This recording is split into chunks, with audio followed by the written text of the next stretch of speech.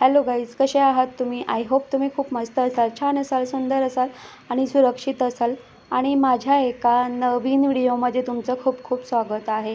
तर पहा, आज आपण दम बिर्याणी करणार आहोत. तर आज आपण पनीर व्हेज बिर्याणी करणार आहोत. तर पहा, इथे बिर्याणी करण्यासाठी तुम्ही तुमच्या आवडीनुसार तुम्हाला ज्या भाज्या आवडतात तुम्ही त्या घेऊ शकतात. आता पहा, मी इथे फ्लॉवर, गाजर, फरस बियाणे, इथे मी फ्रोझन वटाणे घेतलेले आहेत. आता इथे पनीर बिर्याणी करायचं म्हणून मी इथे अर्धा किलो पनीर घेतलेला आहे. पनीरसुद्धा तुम्ही तुमच्या आवडीनुसार कमी जास्त घेऊ शकतात. आणि ते पहा, जो फ्लॉवर आहे ना तो थोडा मोठ्या आकारात कट करून घ्यायचा आहे. बाकी गाजर आणि फरस बी अगदी बारीक कट करून घ्यायचा आहे. आता इथे मी अर्धा किलो पनीर घेतलेला आहे. त्याच्यामध्ये मी त्या पनीरचे मी 2 भाग केलेले आहेत. तर पाव किलो पनीर मी अगदी बारीक आणि स्क्वेअर साईज कट करून घेतलेला आहे आणि पाव किलो पनीर मी स्क्वेअर साईजमध्ये पण मोठ्या आकारात मी कट करून घेतलेला आहे. आता पहा, इथे मी 2 कांदे उभे चिरून घेतलेले आहेत. आता पहा, मी इथे ना बिरिस्ता नाही तयार केला. बिरिस्ता म्हणजे तळलेला कांदा. जर तुम्हाला तळलेला कांदा हवा असेल तर तुम्ही तो कांदा उभा चिरून तेलामध्ये तळून घेऊ शकतात. आता पहा, आपण या सगळ्या भाज्या आपल्याला मॅरिनेट करायच्या आहेत. त्यासाठी मी इथे एक बाउल घेतलेला आहे. इथे आपल्याला दही ॲड करायचं आहे. तर पहा, मॅरिनेट करण्यासाठी आपण जो दही वापरतो तर फ्रेश दही वापरा. आंबट दही अजिबात वापरू नका. जर तुम्ही आंबट दही वापरला तर बिर्याणी आंबट होते. म्हणून फ्रेश दही वापरा. जे दही आंबट नसेल ते फ्रेश दही वापरा. आता याच्यामध्ये आपल्याला अर्धा चमचा हळद, 1 चमचा गरम मसाला, 1 चमचा इथे आपल्याला चवीनुसार मीठ ॲड करायचं आहे, 1 चमचा लाल तिखट, 1 चमचा बिर्याणी मसाला, 1 चमचा इथे आपल्याला लाल तिखट ॲड करायचं आहे. काश्मीरी मिरची पावडर आपण इथे ॲड केलेली 1 चमचा. आलं लसूण पेस्ट ॲड करूया. सॉरी, मी चुकून बोलले, आलं लसूण मिरची, पण इथे आपल्याला आलं लसूण पेस्ट ॲड करायची आहे. 2 चमचे ऑइल ॲड करा. 3 ते 4 चमचे पाणी ॲड करा आणि छान मस्त आपण हे एकत्र मिक्स करून घेऊया. आणि एक लक्षात ठेवा, मी इथे मोठे 3 चमचे मी इथे दही वापरलेलं आहे. आता जेवढ्या भाज्या त्या क्वांटिटीनुसार तुम्ही इथे मसाला तयार करू शकतात. आता पहा, इथे हे सगळं एकत्र एकजीव करून मी मस्त हा मसाला तयार करून घेतलेला आहे. आता आपण जो कांदा उभा चिरून घेतला होता ना तो आपण याच्यामध्ये ॲड करून घेऊया. त्यानंतर आपण ज्या भाज्या कट केल्या होत्या त्या सगळ्या भाज्या आपल्या याच्यामध्ये ॲड करायचा आहे. आणि पहा, मी जसं तुम्हाला सांगितलं होतं की मी पनीरचे 2 भाग केलेले आहेत. तर एक जो पनीर आहे तो मोठ्या आकारात कट करून घेतलेला आहे, म्हणजे पाव किलो पनीर, आणि पाव किलो पनीर मी अगदी छोट्या आकारात कट करून घेतलेला आहे. आता मॅरिनेट करण्यासाठी आपण पनीरसुद्धा ॲड केलेला आहे. तर जो पनीर मी अगदी छोट्या आकारात कट करून घेतला होता ना तो पनीर आपण मॅरिनेटसाठी ॲड केलेला आहे. वरतून मी फ्रोझन वटाणे ॲड केलेले आहेत. आता हे छान मस्त आपल्याला मॅरिनेट करायचं आहे. मॅरिनेट करून आपण इथे झाकण लावून आपण अर्धा तास या भाज्या अशाच आपण साईडला ठेवणार आहोत. तर मग चला, आता भाज्या एका साईडला आपण मॅरिनेट करण्यासाठी ठेवलेल्या आहेत. आता पहा, एक बाउल घ्यायचा आहे. इथे मी बिर्याणी बासमती राईस घेतलेला आहे. तर मी इथे 2 वाट्या भरून मी इथे बिर्याणी बासमती राईस घेतलेला आहे. म्हणजे मी इथे अर्धा किलो मी इथे बिर्याणी बासमती राईस घेतलेला आहे. आता हा जो तांदूळ आहे, हा तांदूळ आपल्याला स्वच्छ 2 ते 3 पाण्यामध्ये धुवून घ्यायचा आहे. त्यानंतर चांगलं पाणी ॲड करून आपल्याला हा तांदूळ पाण्यामध्ये अर्धा ते पाऊण तास आपण भिजत ठेवूया. आता पहा, आपल्याला पनीर मॅरिनेट करायचं आहे. त्यासाठी मी इथे काश्मीरी मिरची पावडर ॲड केलेली आहे, पाव चमचा मीठ ॲड केलेलं आहे, 2 ते 3 चमचे मस्त ऑइल ॲड करूया. आता याचा छान मसाला तयार करून घेऊया. तुम्ही पाहू शकता त्याच्यामध्ये मस्त असा मसाला तयार झालेला आहे. आणि आता पहा, मी जो पाव किलो पनीर जो मोठ्या आकारात कट करून घेतला होता ना तो आता याच्यामध्ये आपण ॲड करूया. ॲड करून छान मस्त आपल्याला या मसाल्यामध्ये हा पनीर मस्त असा कोट करून घ्यायचा आहे किंवा मिक्स करून घ्यायचा आहे। आता पहा अशा पद्धतीने मी पनीर या मसाल्यामध्ये मस्त असं कोट करून घेतलेलं आहे किंवा मॅरिनेट करून घेतलेलं आहे। आता पहा जर तुम्हाला पनीर फ्राय करायचं असेल तुम्ही फ्राय करू शकतात, पण मी ते पनीर अजिबात फ्राय नाही करणार।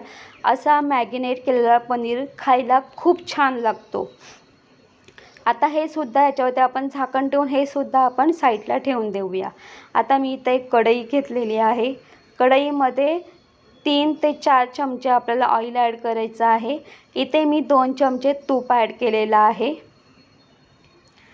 तूप छान मस्त मेल्ट झाला आणि तेल आणि तूप एकत्र मस्त गरम झालेलं आहे। आता याच्यामध्ये आपण जिरा ॲड करूया। त्याचबरोबर इथे आपल्याला खडा मसाला ॲड करायचा आहे। खडा मसाला ॲड करून छान मस्त तो तेलामध्ये 2 ते 3 मिनटं मस्त असं परतडून घ्यायचं आहे। त्यानंतर आपण ज्या भाज्या मॅरिनेट केल्या होत्या तर पहा आता इथे पाऊण तास झालेला आहे। आता या ज्या भाज्या आहेत ह्या भाज्या आपण तेलामध्ये सोडायच्या आहेत, म्हणजे पूर्ण मॅरिनेट केलेल्या भाज्या तेलामध्ये सोडून घ्यायच्या आहेत। आणि पहा आपण ज्या बाउलमध्ये या भाज्या मॅरिनेट केल्या होत्या तर त्याच्यामध्ये त्या भांड्याला बऱ्यापैकी मसाला चिटकलेला असतो, तर त्या बाउलमध्ये काय करायचं आपल्याला पाणी ॲड करायचं आहे आणि तो सुद्धा पाणी आपण ह्याच्यामध्ये ॲड करणार आहोत। या भाज्या तेलामध्ये मस्त अशा फ्राय करून घ्यायच्या आहेत। आता पहा त्याच्यामध्ये थोडंसं पाणी ॲड करून घ्यायचं आहे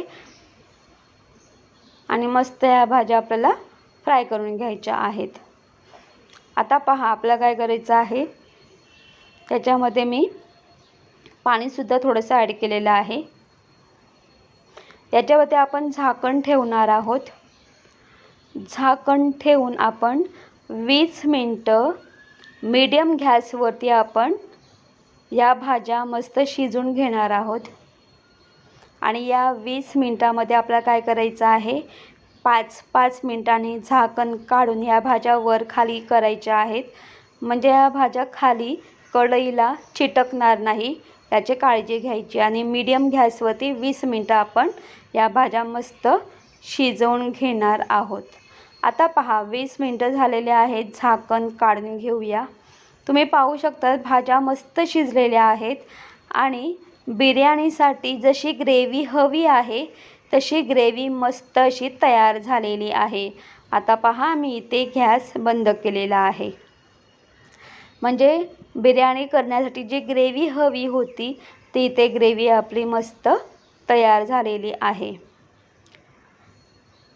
आता आपण ही जी ग्रेव्ही आहे थोड्या वेळासाठी आपण साईडला ठेवूया। आता पहा आपण जो राईस आहे तर तो राईस आपल्याला 80% शिजवून घ्यायचा आहे। त्यासाठी मी इथे एक मोठं पातेलं घेतलेलं आहे आणि ते अर्धा पातेलं मी पाण्याने भरलेलं आहे। त्याच्यामध्ये मी 1 चमचा मीठ ॲड केलेला आहे, 2 चमचे ऑइल ॲड केले, त्यानंतर तेजपत्ता ॲड केला, 2 मिरच्या ॲड केल्यात, जिरा आणि खडा मसाला ॲड केलेला आहे। छान मिक्स करून घ्यायचं आहे। मोठ्या गॅसवरती आपल्याला छान मस्त हे जे पाणी आहे हे पाणी आपल्याला काय करायचं आहे, गरम करून घ्यायचं आहे। पाणी गरम झालेलं आहे, पाण्याला मस्त अशी उकळी आलेली आहे। आता आपण जो तांदूळ भिजत ठेवला होता ना तो तांदूळ आपण याच्यामध्ये मस्त असं ॲड करूया।